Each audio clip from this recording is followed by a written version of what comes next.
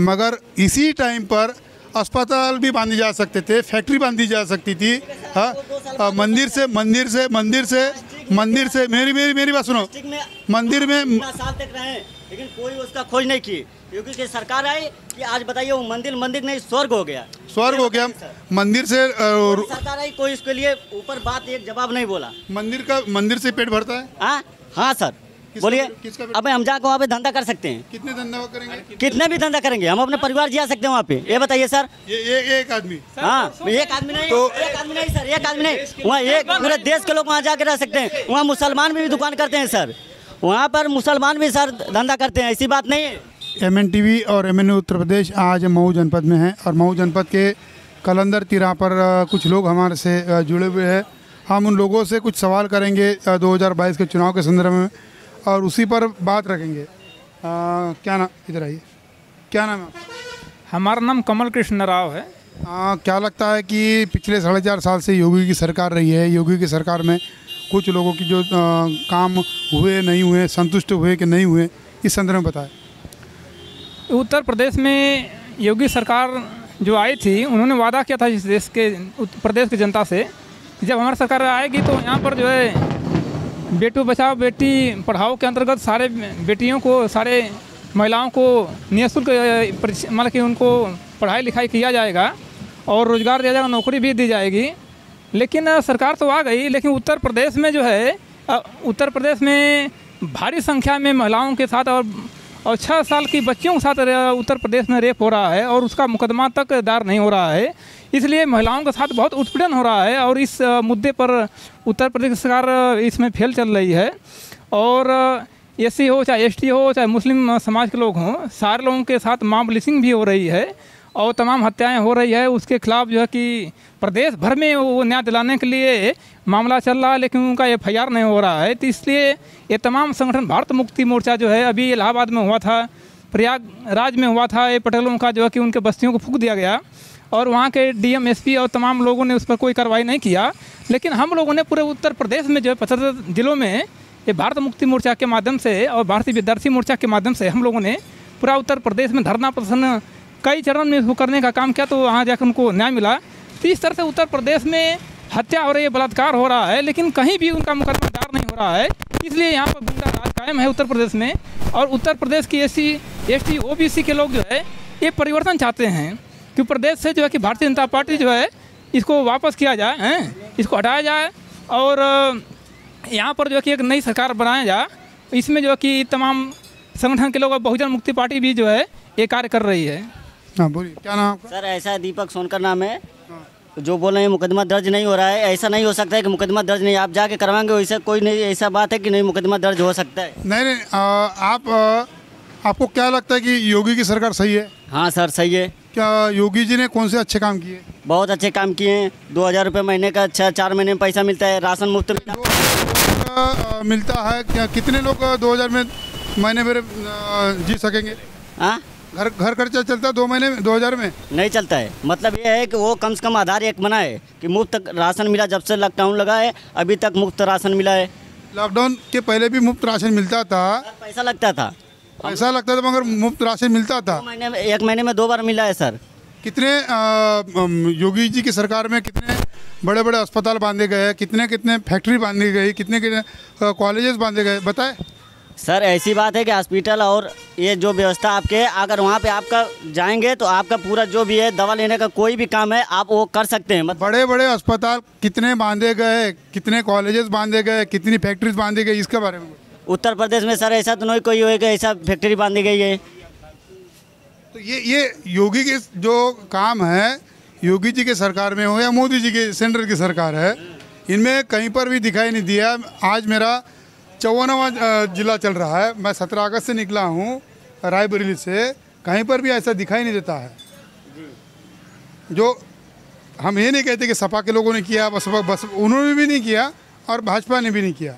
ये सारी परेशानी है। क्या नाम आपका? भैया मेरा नाम मोहम्मद उमर है और मैं एक प्राइवेट कंपनी में जॉब करता था, जो अब फ़िलहाल बेरोज़गार हूँ। इन्होंने कहा, भाई साहब ने कहा कि रोज़गार, ये राशन फ्री, और ये मानते, इस चीज़ को मानते हैं कि राशन फ्री दिया उन्होंने, कहीं ना कहीं से उसको भी निकाला है। जनता ही के अंदर से, जनता टैक्स पे करती है, पेट्रोल पे करती है, गैस सिलेंडर पे करती है। तो ये तो सरकार की जिम्मेदारी है ना कि इस बुरी परिस्थिति में गरीब लोगों को सहायता करना, ये तो जिम्मेदारी है सरकार की। सरकार सही है, सरकार हर तरीके से मतलब सहयोग करने के लिए बनती है, चाहे इनसे मत हाँ, सरकार हर तरीके से सहयोग करने के लिए बनती हो, चाहे वो बीजेपी गवर्नमेंट हो, सपा हो, बीएसपी हो, कोई भी हो, वो आती है जनता के हित में काम करने के लिए आती है। लेकिन फ़िलहाल जो परिस्थिति बनी हुई है ये बहुत बेकार परिस्थिति है, बेरोजगारी बहुत है। और इन्होंने कहा, भाई साहब ने कहा कि हम मुकदमा ये मानते हैं कि थोड़ा क्राइम कम हुआ है, हम लोग खुले जो है निडर हो के थोड़ा बहुत, जो बड़े बड़े थे, गुंडा थे, माली थे, उनको लोगों को मार दिया जा तो वो हर गवर्नमेंट में चली है, उसको मानते हैं कि पूरा 100% नहीं कम हुआ है, लेकिन कुछ का सबसे बड़ा मुद्दा है कि सर बेरोजगारी बहुत है।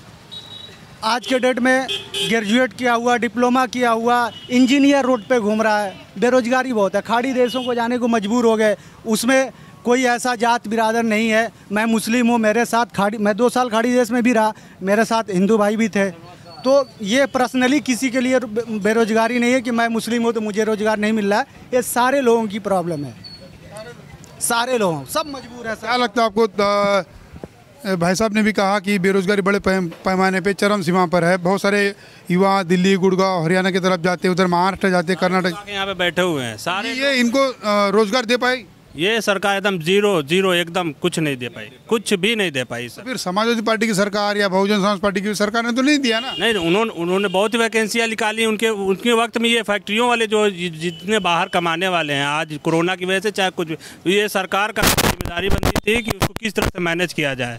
सरकार इसीलिए बनती है कि सरकार मैनेज करे और लोगों को उसका फ़ायदा मिले, इसलिए बनती है। लेकिन इस सरकार ने कुछ नहीं किया।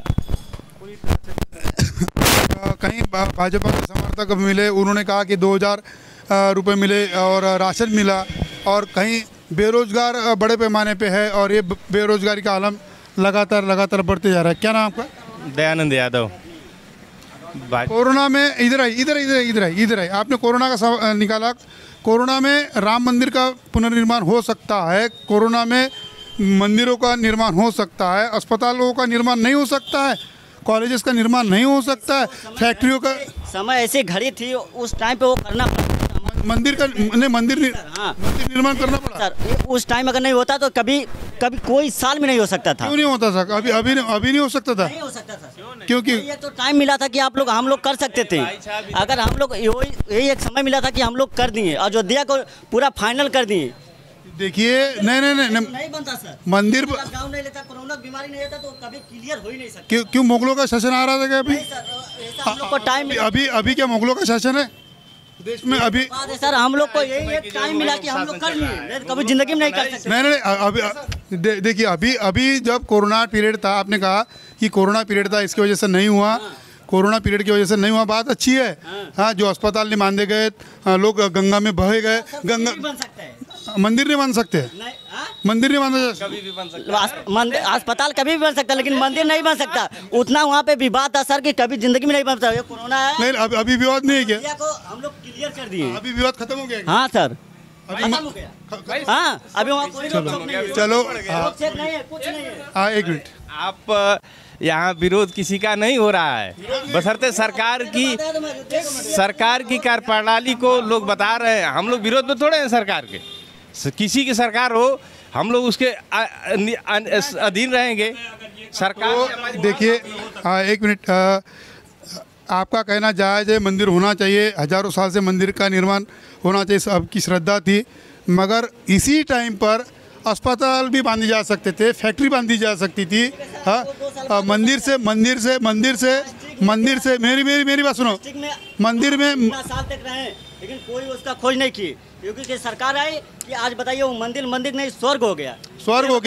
मंदिर से सरकार आई, कोई इसके लिए ऊपर बात एक जवाब नहीं बोला। मंदिर से पेट भरता है?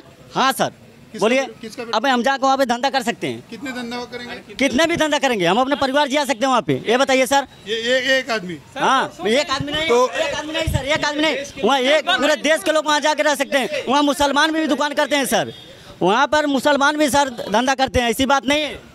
मैंने मंदिर हम अयोध्या भी जाकर आए, वहाँ पर भी मुसलमान है।